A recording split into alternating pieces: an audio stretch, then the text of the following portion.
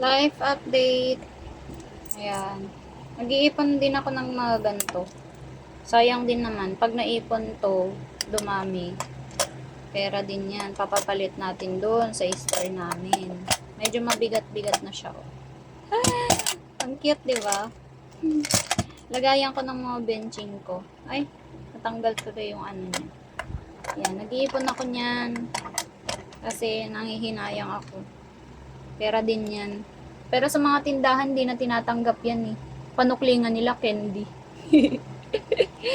Ayan.